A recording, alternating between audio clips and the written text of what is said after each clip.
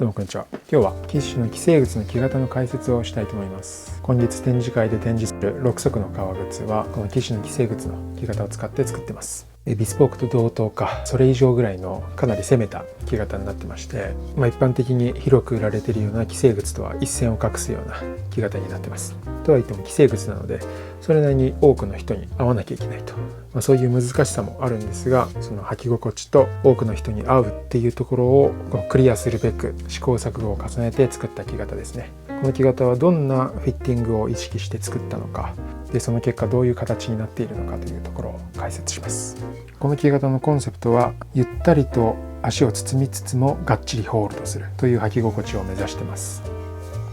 簡単に言うと、この土踏まずあたりから後ろの部分でガッと足をホールドして捕まえて、こっちの前の部分指のあたりの方はゆとりを持たせて疲れにくい履き心地になってます。まずはフォルムから見ていきます。このつま先は中庸なラウンドトーで少しねボリューム感を持たせてます。このボリューム感とサイドの壁ですね、こうすることでつま先の立体感も出ますし履き心地も良くなるという感じです。僕はこのボリュームのあるラウンドトーのこの木型のつま先をおまんじゅうトーと温泉まんじゅうみたいなつま先と呼んでますね。靴になるとね非常に立体感があって見てても磨いてても楽しいつま先です。でそこから甲にかけてはぐっとせり上がりますね。この部分1の甲、この部分が2の甲って言ったりしますけども、この1の甲が結構薄いです。かなり平べったいのに対してここから2の甲に向かってぐっとせり上がります。で甲の部分は足の形状に合わせて緩やかにカーブしてますね。こんな感じですね。この曲線が靴に見えると非常にダイナミックでかっこいい靴になるんですね。かかとは結構小さめに削ってあります。とはいってもやりすぎるとこれまたねフィット感に影響が出てくるので、多くの人に合いつつもしっかり抜けないようにホールドするかかとの形状です。後ろのかかとのヒールカップの丸みも結構ついてますね。全体的には中庸というか尖ったことはしてないです。かなりシンプルなフォルムになってます。なんですが履き心地のためにいろいろ工夫をしてありますので、細かく後ろから見ていきますね。まずさっきも言ったんですけど、かかとの部分は小さめに削りつつもある程度ボリュームは残して、このアキレス腱にかけての絞り込み、この辺りでしっかりかかとを掴んでホールドします。でこのかかとの底面ですね、ここがヒールのラインなんですけど、そこよりも下に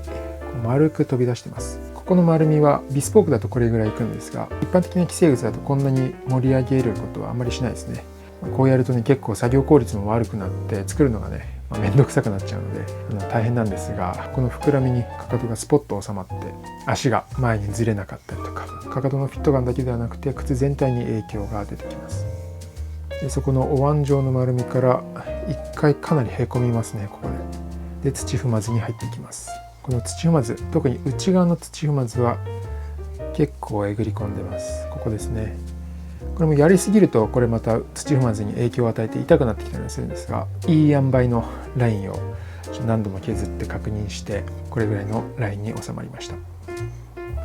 この土踏まずが削り込んであると、もちろんフィット感にも影響するんですが、靴になった時の見た目すごくセクシーな感じに見えたりするんですね。ちなみに土踏まずのこの横のあたり、このあたりはですねちょっとねボリュームを出してます。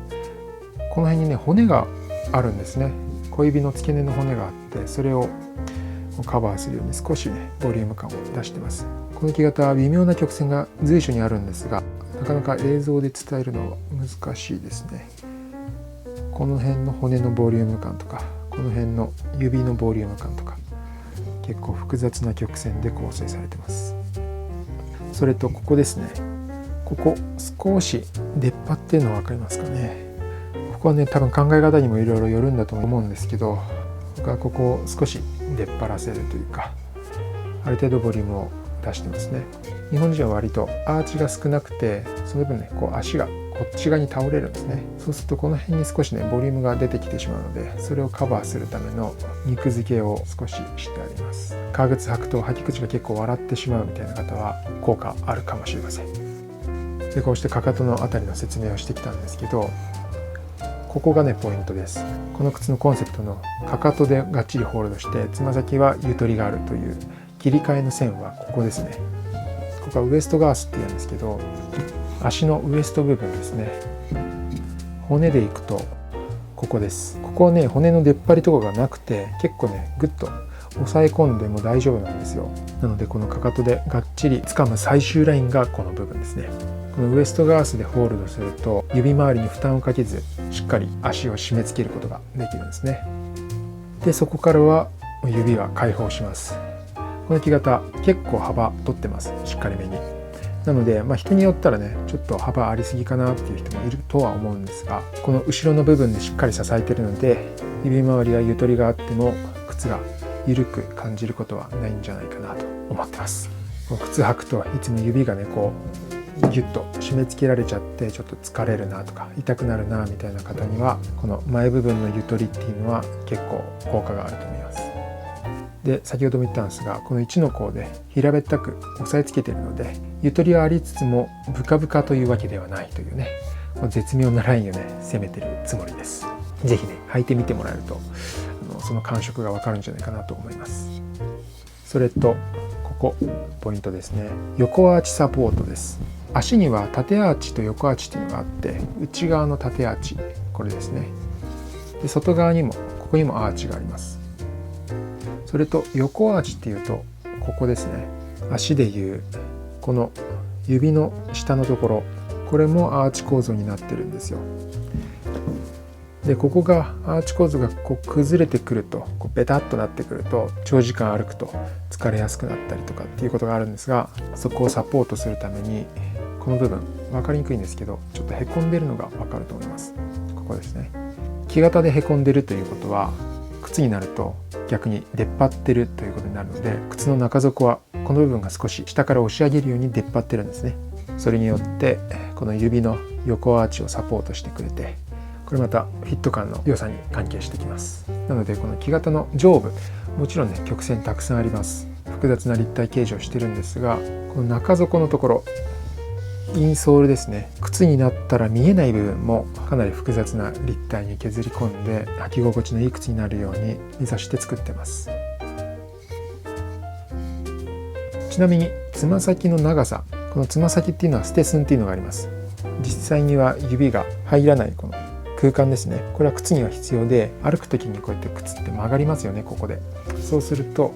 この指が少し前にずれるんですね。もしこの歩いてない状態でビチビチだと歩くたびにこう指が前に突っかえて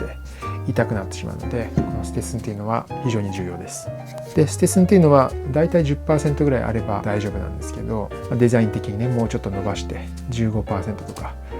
16% とかする場合もあります。この靴はステスンは 12%、 ショートノーズとロングノーズの中間、非常に中庸でシンプルな、そんなに主張しすぎないつま先になってます。ということで木型の解説したんですが、なかなかこの立体物を言葉で話していくっていうのは難しいですね。この騎士の木型は実際展示会でも実物展示しておきますので、自由に触ってもらって大丈夫です。目で見てるだけじゃなくてこうやって触るとね、実際にこんな曲線してるんだっていうのが分かると思いますので、この木型も見に来ていただけると嬉しいです。展示会の概要についてはブログのリンクを概要欄に貼っておきます。試着の予約についてだったりとか物販についてとかお知らせしてますので、よかったら読んでみてください。ということで展示会でぜひお会いしましょう。